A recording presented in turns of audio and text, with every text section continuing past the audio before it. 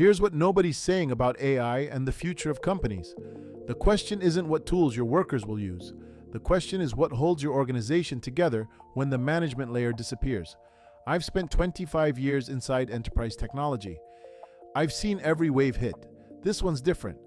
We're not talking about automation. We're talking about what actually binds a company together when the humans who used to do that are gone. So start with the obvious thought experiment. Take every role in your company, break it down into tasks. Hand those tasks to AI agents that can actually do them. What's left? The org chart empties out. Most people look at that and think, perfect. A frictionless network of AI doing everything. The dream state of the modern enterprise. But that's where most thinking stops, and that's the problem. Here's the catch. Swapping human tasks for AI doesn't give you a modern company. It gives you a pile of parts with no governing layer. I've watched this movie before. Without governance, you get two sales agents bidding against each other for the same ad space. You get no way to grant authority or contain failures. An institution isn't just the network. It's the network plus the thing that governs it. Without that, you don't have a company. You have expensive chaos. So what is that thing? What do we call the layer that governs all this? I call it the operating system. Not the software kind, the institutional kind. The thing that decides who can do what, where authority flows, how mistakes get contained. Most companies flattening their org charts right now think they're removing bureaucracy. What they're actually removing is the control plane. And here's the problem, you can't see what's missing until it's gone. For the last century, the governing machine of a company was the human hierarchy. Those layers of management and reporting lines. That's what turned a crowd of people into an actual institution. But as companies flatten out to deploy AI, that hierarchy is being dismantled. And here's the dangerous part. Removing the hierarchy without replacing its governing function opens up a void. A really big one. Most companies won't realize what they've lost until they're standing in it. So what did that hierarchy actually do? We saw it as a ladder. Status, pay, corner offices. We completely missed the real function. It was a biological operating system. It decided who could commit resources, where decisions lived, how failures got contained. The 5 core functions of a computer operating system map directly onto middle management. It's almost embarrassing how cleanly it fits. An OS allocates memory. A hierarchy allocates budgets. An OS schedules processes. Managers schedule work. An OS enforces permissions. The hierarchy uses approval chains.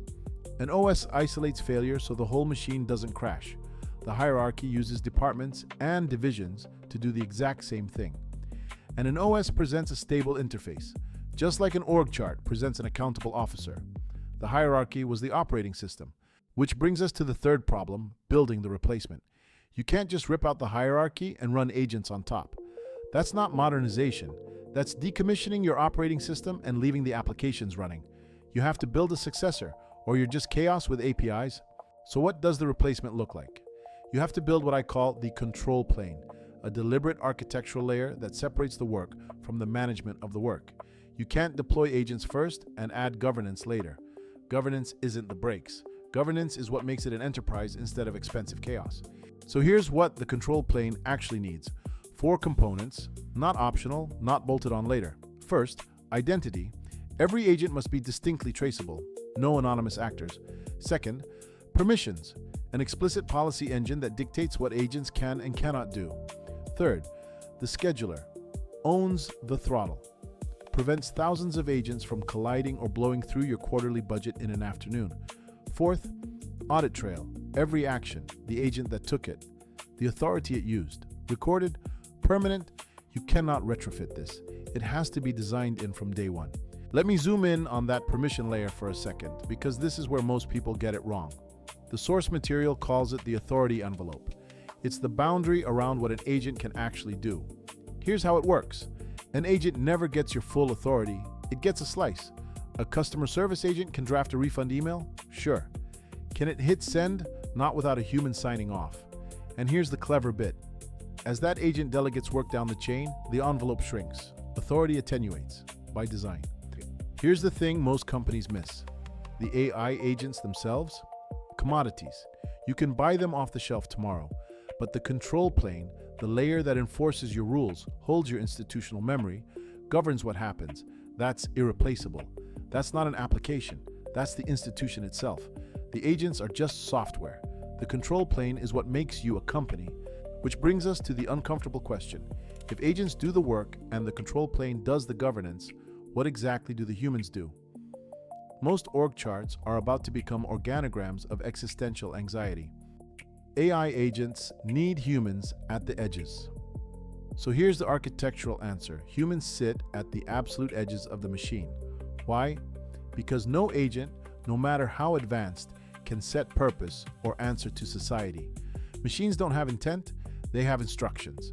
An audit trail shows what an agent did. Accountability, that's different. That has to terminate in a person with a name and a signature. The sandwich isn't a compromise, it's the only structure that actually works.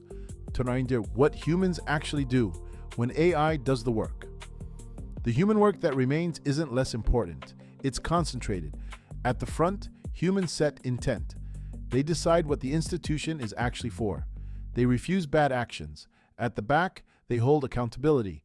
When something goes wrong, the machine can't stand in front of a regulator and explain itself. And in the middle, humans handle the constant stream of exceptions. The weird edge cases the machine correctly recognizes it cannot solve. So it kicks them upward. Which brings us to number 5, the sovereignty decision. This is the highest stakes choice an enterprise will make in the next decade. And most boards don't even know the question exists yet. Right now, most enterprises are racing to deploy AI agents. Industry surveys show only 1 in 5 actually have a mature way to govern them. That's not a compliance lag. That's a structural void. Companies are literally deploying applications onto an operating system they haven't built yet. It's like shipping production code on a server with no kernel. Eventually something crashes, and you'll have no idea why. Which brings us to the ultimate choice. Do you build this control plane yourself, or do you inherit it from a large tech vendor? If you build it, you're sovereign. You own the core infrastructure. You can swap out commodity AI models whenever a better one shows up. If you inherit it, you're a tenant. You live in someone else's ecosystem, and the landlord sets the rules. This choice will define your company's future. Most boards haven't even realized they're making it. Here's the real risk most companies miss.